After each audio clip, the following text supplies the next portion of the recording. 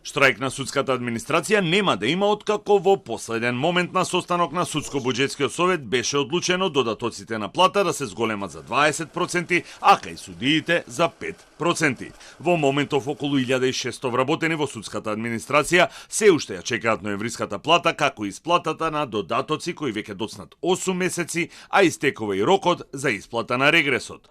Првичното барање на синдикатот УПОС беше 25% изголемување на додатоците на плата, како што се, например, доверливост и ризик на работа.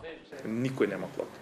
Додека не се донесе одлука на Судскиот буџетски совет, а денеска треба да се донесе одлука, им препорачувам да донесат одлука со додатоци на плата за вработените во судовите.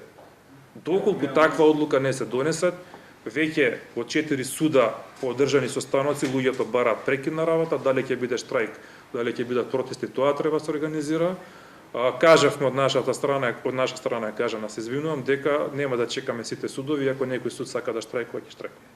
Од УПОС соопштија дека имаат голем број на замерки за однесувањето и постапките на судиите, особено во делот на тужби по основ на колективни договори подпишани од синдикатите, кои не ги тангираат судиите, бидејќи тие се функционери, а не работници, и по кои се одлучува експресно, за разлика од останатите.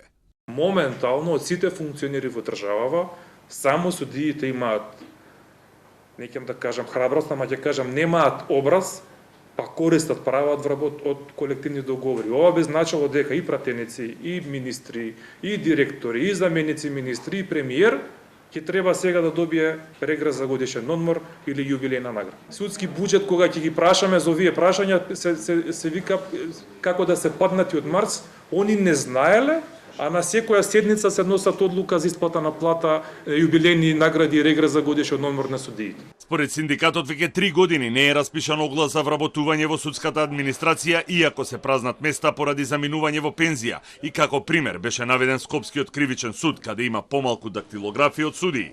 Судската администрација веќе 2 пати штрајкуваше во 2017 и 2023 година, а штрајковите речиси ја парализираа работата на судовите и создадоа огромен број на предмети во застој.